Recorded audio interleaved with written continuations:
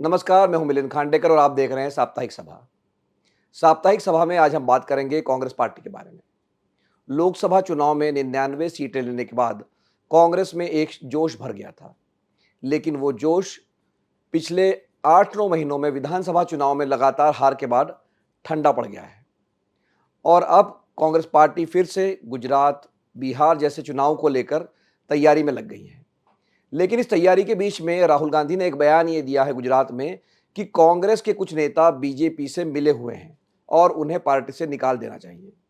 तो आखिर राहुल गांधी अपनी ही पार्टी पर क्यों हमला कर रहे हैं? इस बारे में बातचीत करने के लिए मेरे साथ जुड़ रहे हैं आदेश रावल, जो कि लोकमत समूह के साथ जुड़े हुए वरिष्ठ पत्रकार हैं, कांग्रेस पर पैनी नज़र रखते हैं। आदेश, बहुत बहुत स्वागत है आपका। Thank you sir. तो आदेश, जो राहुल गांधी पिछले हफ्ते जब गुजरात में थे तो उन्होंने कहा कि हमारी जो बब्बर शेर है उनको हमने चेन से बांध के रखा हुआ है और 2 तरह के घोड़े हैं। हमारे जो रेस वाले घोड़े हैं उनको हम बारात में उतारते हैं और बारात वाले घोड़े हम रेस में, मतलब जो चुनाव में हमारे लोग उतरते हैं वो कमज़ोर उतरते हैं। पर उन्होंने ये बड़ी बात ये कह दी कि 20-25 लोग ऐसे हैं जो कि बीजेपी से मिले हुए हैं और इनको निकाल देना चाहिए पार्टी से। तो राहुल गांधी, पहली बात तो ये अपनी ही पार्टी के खिलाफ बात क्यों कर रहे हैं? और अगर ऐसे लोग हैं जो मान लीजिए वो कहते हैं कि मिले हुए हैं, तो फिर निकालने से राहुल गांधी को कौन रोक रहा है? मिलन जी, इस स्टेटमेंट में 2-3 सवाल हैं। वो ये है कि राहुल गांधी खुद पार्टी के मुखिया हैं, भले ही वो आज की डेट में कांग्रेस प्रेसिडेंट नहीं है, लेकिन सबको ये पता है कि पिछली सीट पे बैठ के राहुल गांधी ही कांग्रेस पार्टी को चला रहे हैं। दरअसल जब भी राहुल गांधी कहीं पे भी ब्लॉक प्रेसिडेंट, डिस्ट्रिक्ट प्रेसिडेंट या फिर कांग्रेस के किसी अधिवेशन को संबोधित कर रहे होते हैं, तो वो अक्सर ऐसे स्टेटमेंट्स देते हैं क्योंकि उनको ऐसा लगता है कि जब मैं कार्यकर्ता की बात करता हूं तो कार्यकर्ता उस बात से खुश होता है और बड़े नेताओं से हर राज्य में जो छोटे कार्यकर्ता है वो थोड़ा सा उनके मन में उनको लेके अच्छे भाव नहीं होते क्योंकि सबके काम नहीं हो पाते। तो राहुल गांधी बार-बार ऐसे स्टेटमेंट देते रहे हैं। ये कोई पहली बार ऐसा नहीं हुआ है कि उन्होंने गुजरात में ये कहा कि कुछ को पट्टे से बांधा हुआ है। दरअसल बब्बर शेर वो अपने कार्यकर्ता को कहते हैं जो पार्टी का वर्कर है और जिनको पट्टे से बांधा हुआ है वो सीनियर नेताओं की तरफ इशारा करते हुए कहते हैं कि ये वो लोग हैं जो भाजपा से मिले हुए हैं। लेकिन आज तक भी सिंबॉलिक रूप से 17 साल से मैं कांग्रेस पार्टी कवर कर रहा हूँ। कभी भी मैंने ऐसा नहीं देखा कि राहुल गांधी ने किसी नेता के खिलाफ, किसी सीनियर नेता के खिलाफ किसी भी राज्य में कोई एक्शन लिया हो। आप पार्टी के मुखिया हैं, आपको लगता है कि कोई बीजेपी से मिला हुआ है या पार्टी में डिसिप्लिन से काम नहीं कर रहा है, तो आपको उनके खिलाफ एक्शन लेना चाहिए। लेकिन बंद कमरों में अक्सर राहुल गांधी इन बातों का ज़िक्र करते हैं कि हमारे सीनियर नेता, खास तौर पर मध्य प्रदेश कब की जब हार हुई थी कि उन्होंने जानबूझ के ऐसा कर दिया। लेकिन कभी भी एक्शन नहीं लेते। 2 एक्शन मुझे याद आते हैं मिलिंद जी। एक एक्शन हुआ था 2017 गुजरात चुनाव में, जब मणिशंकर अय्यर ने एक स्टेटमेंट दिया था प्रधानमंत्री मोदी को लेके और वो इस बात को लेके घबरा गई थी कांग्रेस पार्टी कि कहीं इससे वोट का नुकसान ना हो जाए, क्योंकि गुजरात चुनाव था। लेकिन उनको सस्पेंड किया गया और उसके तुरंत चुनाव के बाद उनको रिस्टेन कर दिया गया। अभी 2024 के चुनाव में सैम पित्रोदा को सस्पेंड किया गया था एक स्टेटमेंट के ऊपर और फिर बाद में उन्हें भी रिस्टेन कर दिया गया। लेकिन किसी भी राज्य के बड़े नेता, जो खास तौर पर वो नेता जो सोनिया गांधी की कांग्रेस जिन्हें कहा जाता है, जो यूपीए 1 और यूपीए 2 के समय में मुख्यमंत्री रहे, उनके खिलाफ कभी भी राहुल गांधी एक्शन नहीं ले पाए आज तक और न सिर्फ ज़िक्र करते हैं कहाँ पे, जहाँ छोटे वर्कर होते हैं, जहाँ उनकी बैठक होती है। अब मैं आपको उदाहरण देता हूँ। राहुल गांधी का जो संघर्ष है मिलिंद जी, वो कहीं पे भी बीजेपी के साथ नहीं है। उनका जो संघर्ष है वो उन लोगों के सामने है जो राहुल गांधी को नेता नहीं मानते थे भारत जोड़ो यात्रा तक। वो सब लोग सोनिया गांधी की कांग्रेस, अहमद पटेल की लॉबी से आते हैं। वो 1 बार के मुख्यमंत्री हैं, वो 2 बार के मुख्यमंत्री हैं, वो 3 बार के मुख्यमंत्री हैं। लेकिन भारत जोड़ो यात्रा के बाद से मैं ज़रूर कहूँगा कि राहुल गांधी को इन सीनियर नेताओं ने थोड़ा-सा सीरियसली लेना शुरू किया। उससे पहले बिल्कुल नहीं लेते थे। इन 2 उदाहरण देता हूँ आपको इसको और बेहतर तरीके से बताने के लिए कि राहुल गांधी ने एक गलती ये करी कि उन्होंने सत्ता हासिल किए बगैर इन सब शक्तिशाली, प्रभावशाली नेताओं को बाहर निकालने की या साइडलाइन करने की कोशिश करी, लेकिन उसमें वो विफल हो गए।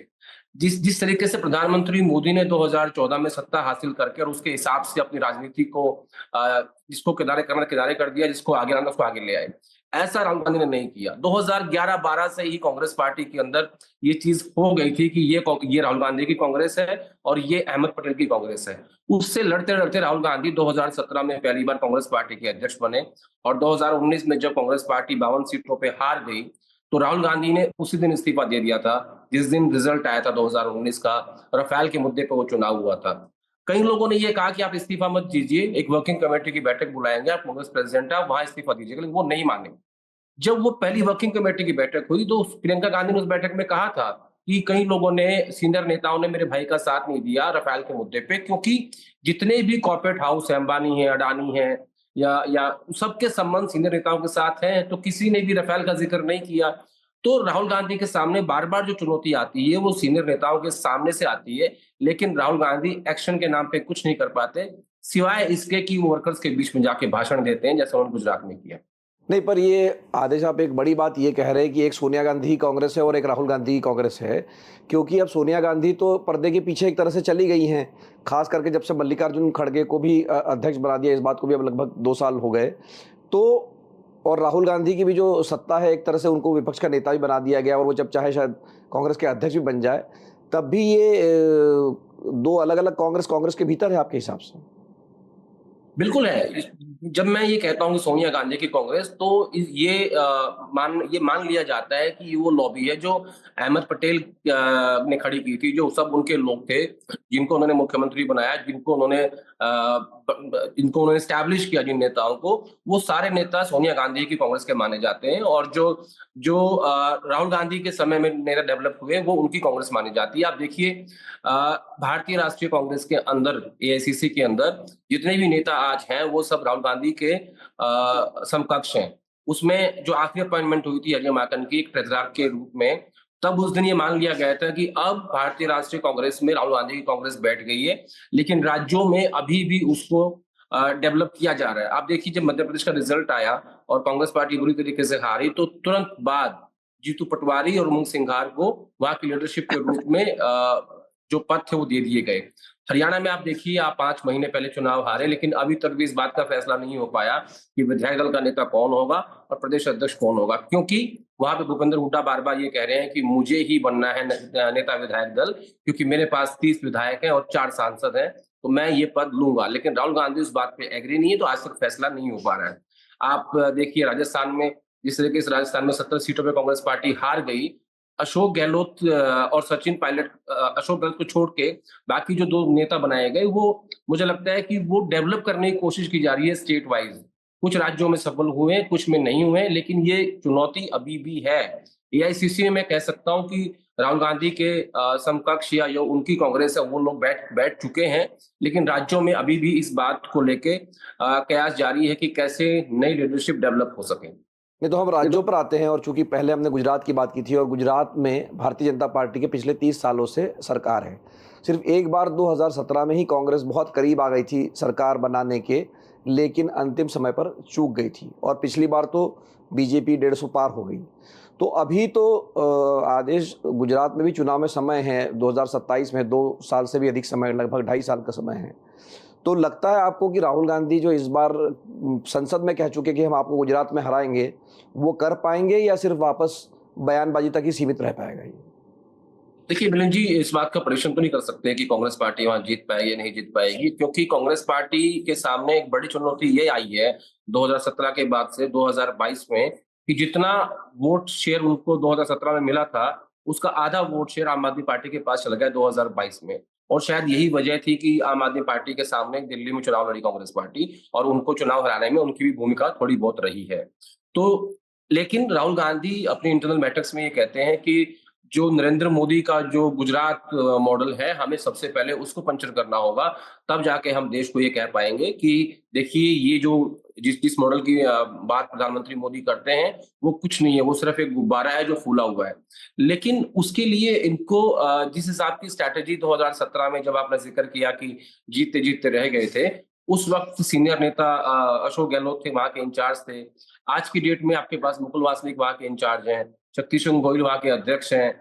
वहां की लीडरशिप बहुत ज्यादा डिमोरलाइज है। वो इसलिए कि जो नतीजे 2022 में आए, वो किसी ने सोचे नहीं थे, लेकिन एक कोशिश जरूर होगी, और राहुल गांधी को लगता है कि हमें इन 2 राज्यों में, गुजरात में और उत्तर प्रदेश में, स्ट्रॉन्ग लीडरशिप देने की आवश्यकता है, और जो भी संभव होगा वो करने की कोशिश करेंगे। लेकिन जीत पाएंगे नहीं जीत पाएंगे, मुझे लगता है कि ये एक बड़ी चुनौती है कांग्रेस के सामने, राहुल गांधी के सामने। सबसे आखिर सबसे में आदेश हम बिहार की बात कर लेते हैं। बिहार में इसी साल चुनाव है और पूरी उम्मीद यही है कि कांग्रेस और आरजेडी का जो है गठबंधन होगा। लेकिन कांग्रेस नए सिरे से प्रयास कर रही है कि कम से कम उसके हिस्से में उतनी सीटें आ जाए जितनी पिछली बार उसको मिली थी चुनाव लड़ने के लिए। तो अब कन्हैया कुमार को वहाँ आगे करने की बात हो रही है, उनसे पदयात्रा निकालने की बात हो रही है। तो क्या कांग्रेस कन्हैया के भरोसे या उनको चेहरा बनाकर चुनाव लड़ना चाहती है बिहार में?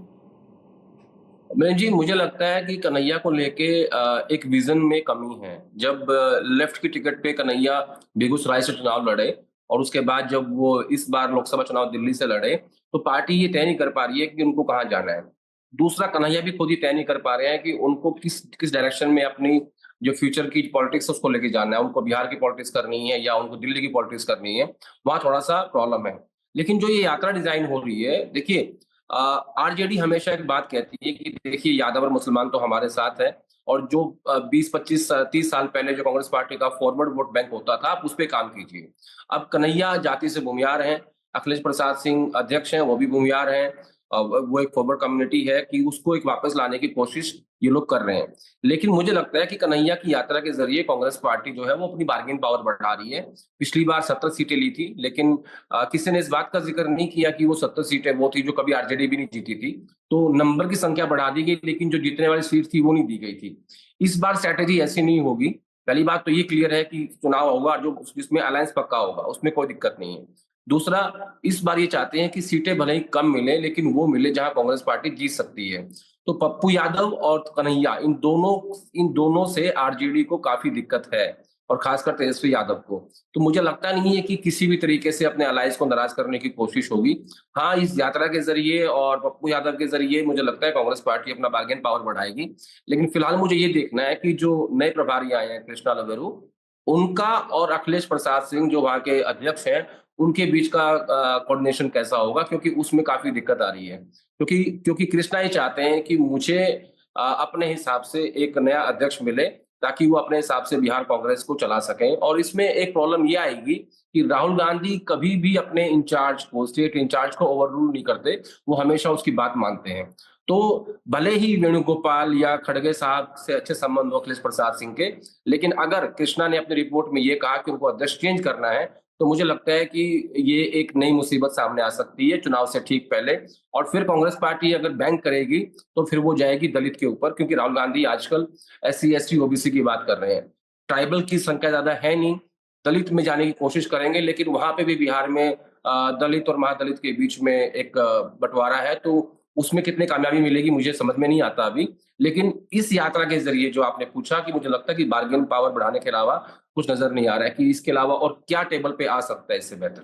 नहीं तो फिर अब कांग्रेस पार्टी की रणनीति आपको क्या दिखती है? मतलब जैसे मैंने कहा कि चुनाव एक दिल्ली का हो चुका, वो कांग्रेस हार गई, हरियाणा हार गई, महाराष्ट्र हार गई और अब जो बिहार में भी चुनाव है वहाँ कांग्रेस कोई मेन प्लेयर नहीं है, या अगर आप अगले साल भी जाएंगे तो केरल छोड़ देंगे तो बंगाल में या तमिलनाडु में भी कांग्रेस बी प्लेयर है, मतलब कोई मुख्य भूमिका में नहीं है।